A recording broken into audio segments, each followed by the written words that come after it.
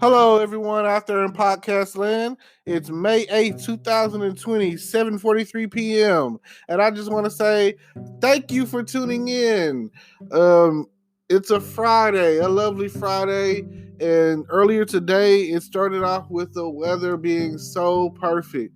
Last night, it had a nice little touch of rainstorms and thunderclouds and whatever.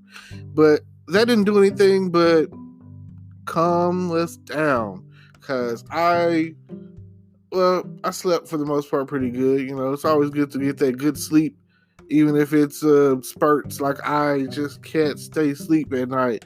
It's always so much on my mind. I'm burning candles at both ends. What can I say? So check me out. I woke up this morning after yesterday's, oh my God, tragedy, which was me losing my wallet. And I don't know, it's not something that's common. It doesn't happen very often. And I can only recall, really, the last time it happened was someone just managed to steal it out of my dorm room in college. And that's been over 16 years ago. So I kind of had this wallet I don't know, for at least 10 years. I know for a fact I've had this wallet for 10 years. So let's just say RIP to my wallet, RIP to the $80 or $100 or again, can't really disclose how much was in it because I don't remember. This is about $100 I got. And that was supposed to go towards a meal or two. So now I'm going to have to go and probably beg, borrow, steal, kill, make some money some kind of way. Feel free to, become one of my monthly contributors or whatever. I just learned about that. So feel free to endorse me. If you like what I talk about, if you like to hear the sound of my voice, whatever it is that you like, let me know, because I'm down to do some talking. And that's basically what a podcast is really all about, right? Talking to entertain and to inform. And right now, I'm just entertaining, but eventually, I might come across the topic that touches dearly to you. But right now, I'm just going to go on and say that today was a good day. Although I had lost my wallet, I'm not going to lie, I've been kind of depressed ever since. Because even if it were to just pop back up, I would still feel like, being not knowing where it was for that length of time, I would feel like, oh yeah, like I messed up. I feel so just out of there about it, Like, it's hard to make those kind of mistakes, especially when before it happened, you weighed in thinking, do I really want to go? Yeah, I could have stayed, and I went, and it happened. I don't know what else to say about it. I guess I'll just leave that alone and go on and talk some more about the amazing day that I had. Like, once this coronavirus is over with, I know that you guys are gonna have some stories. You're gonna have some oh my God stories. Some I held it down. I held in there because if you're like me, you ain't getting $1,200 because of back child support. You're one of those child support victims. Then, oh man, you thought that $1,200 was coming, and now it's not, and now it's going wherever it goes. So, and I only have one kid. I can imagine for those who I know who have like multiple children.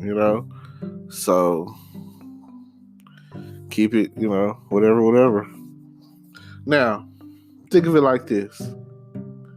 If you could drive a truck, you have a job, my friend. Y'all remember that? I have a friend, my neighbor, he's trying to get his CDL, and I feel like getting your CDL is probably like one of the best career decisions that you could go after, next to maybe barber, like get your barber license or whatever, and gigs like CDL drivers, truck drivers, 18-wheeler drivers, air brake drivers, or whatever the situation is. Like there's not a lot of discrimination going on with that. Like you if you got your CDL and you put in like, oh, I want to drive for your company or whatever, and you doing whatever freight or whatever it is that you hauling. Like let's say if you I'm gonna use Sears. I know that I used to work at Sears and I used to unload the truck. They don't really like the truck driver just docks, and when the supervisor comes along, they just like it's locked or whatever, and usually like not only is it locked, but it has like a zip, a metal zip tie thing on there or whatever. So only way that you could really get in there to show that you haven't tampered with anything like that is like getting signed off from the supervisor or manager or whatever. So even if you went to jail for some sort of theft, they don't care. Like, what you gonna steal the truck? And I'm pretty sure it's GPS tracked, so you good. And then the thing about the whole truck driver thing is they give you a gas card in most cases or whatever. So, oh man, you free to drive. Even let's say that you. This is the bad thoughts out there, but I know people who do it. Their personal vehicle, use the gas card to put gas in it, along with the rest of your family. You know what I'm saying? Say you got 4 cars or whatever, boom, boom, boom. But you shouldn't really have to do that if you're making like, I can't say. I know some people that drive trucks, maybe making like $3,000 a week, depending on what they haul and where they driving, and But that's more experienced kind of price. I would say on the low end, maybe 800, and on the mid grade, like 1,000, 1,200 or whatever. And then on the higher end of that, maybe like 1,500 a week. Maybe even like $2,000 a week. I've seen, because you get an hourly rate, then you get paid mileage. So if your company is paying like 40 cents a mile, then just think about how many miles you're putting on the road out there. Like, boom, let's say in a day you got 40 cents and then at least 100 in a day. Let's just minimize that out to like $40 a day minimum, and you're driving over 100 miles a day. So 40 cents, 100 miles a day or more, you know what I'm saying?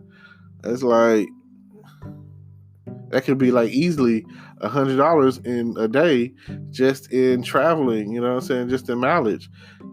Then, like if you're getting paid like $15 to $20 an hour, just think about that. Oh my gosh.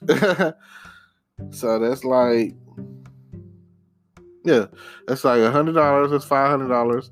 Then $20 an hour. That's like $800. So that's about a $1,300 a week. Then whatever taxes are taken out. So it's you could live comfortably with the family and all, with like $4,000 a month. Like, just think about that. And that's about on average or whatever. It's $40,000-$50,000 a year. Like, right in my city, you making about $50,000 a year. People looking at you like you're rich. Low end people are making probably 13 to 15. Like say a Walmart worker or maybe a fast food worker or whatever, making about 15 annually. So just imagine any I feel like any job or career that you could get that's paying you $1,000 a week, uh, you should be okay. You should be able to find a way um, to manage your money to where you can support your family.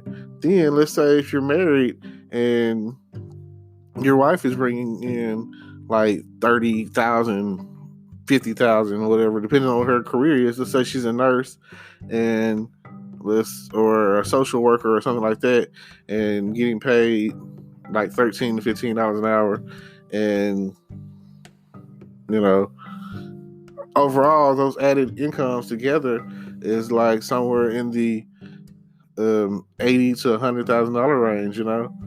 And I feel like it don't matter what city you live in, because two of the more expensive cities in the U.S. are San Francisco, California, and Manhattan, New York.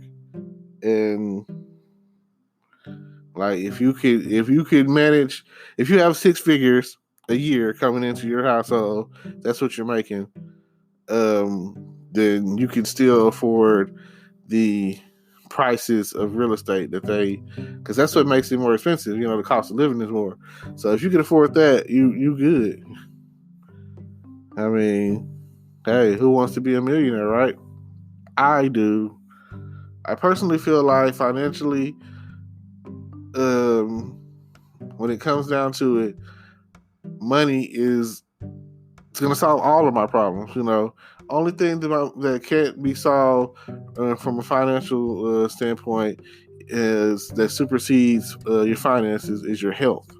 So it doesn't matter how rich you are, you might not be able to get another kidney because that kidney might not exist. Although I personally feel like I believe in doing the whole organ donor thing. Like, if somebody needs my heart and I'm dead, I got a good heart. Give them the heart. Preferably to a child that needs it. I feel like little Ricky over here deserves to live a little bit more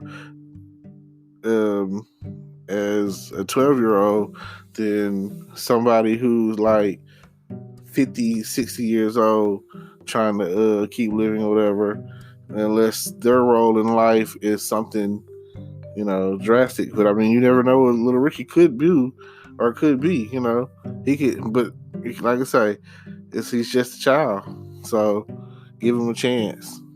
I mean, you've had your chance.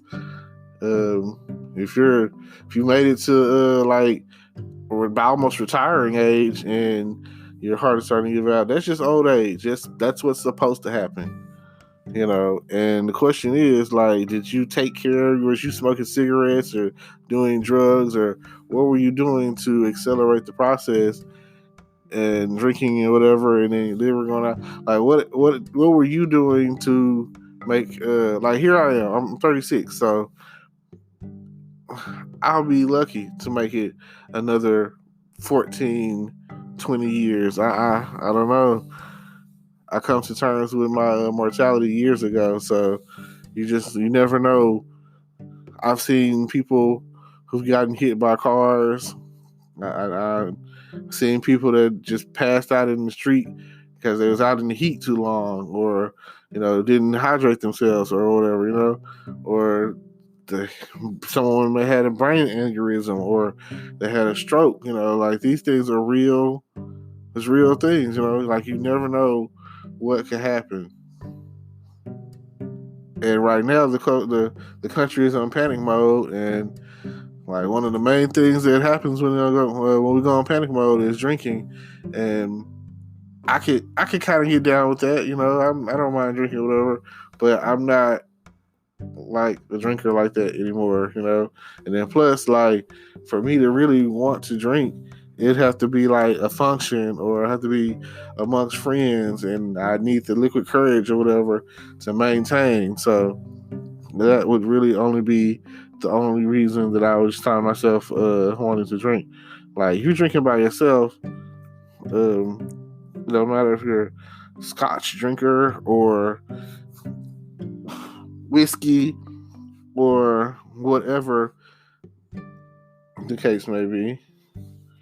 Um, like what doesn't matter what you drink. It's just the fact of the matter that you drinking by yourself. That's like you trying to fill that void, and something happened to where you sitting there alone drinking a gentleman's drink. At that, and like a gentleman's drink to me is like if I pour you up some rum or some scotch or something, and you're drinking it by yourself. That's kind of lonely, Then there's people out there that smoke those Zubin Cuban cigars, Never got into that. I have some classmates and friends out there that, that's their thing. So, but on the other side of that, if you're smoking Cuban Zubin cigars or whatever, you're probably smoking weed, So, which again, to each his own on the smoking thing. I mean, I found myself having a gentleman's drink before, where I was like I could use a drink right now, but it'll probably be probably a beer, Probably got these Bud Light Limes in there that I've been babysitting them, waiting for the right time. And here it is. It's a Friday night where I ain't got nothing to do, and the corona is not gonna let anything happen for the night, and there's no romantic rendezvous going on. So I'll be in it like, in there like swimwear, as they say.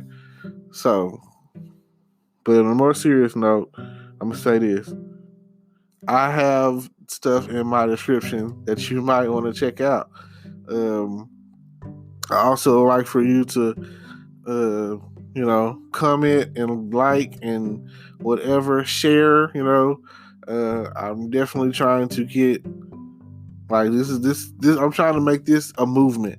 I'm trying to get to the point where I'm podcasting and I'm recording and I'm putting it out there like, like 3 times a day, like almost like my own little personal radio station. And to where, because I mean, I'm learning the logistics of this thing to where I can record and preset and all of that. Right now I'm just trying to get comfortable with the talking and the dialogue, and hopefully at some point I will get to the point where I've got friends or I've got somebody to, I guess, kind of debate with or whatever. Like I'm trying to. I like this. I like talking way more on this level than really jumping in front of the camera, because I'm staring at myself in the camera thinking like, ooh wee, oh my god, that's a bright light or something. And like, as long as you have whatever it is you have to talk about, get out there and say something. And although they caught the guys that shot the dude, oh man, which I'll talk more about. I don't feel like, I'll say it like this, and it could be wrong, and it could be more of a Batman vigilante way of thinking, a Batman and Robin way of thinking. But sometimes I don't want justice. I want revenge. I want for someone to do to them what they did to him. And that's not, the legal thing, nor is it not really the just thing. But come on, man. I know y'all seen Samuel Jackson's what is it? Time to Die. Yeah, I hope they died. I hope they burned in hell, So that's just the way I feel about it. All right. With all that said, I'm gonna wrap it up. It's my time's come and gone. And if you're interested in making money online, then definitely check out the links in the description. Everybody, peace.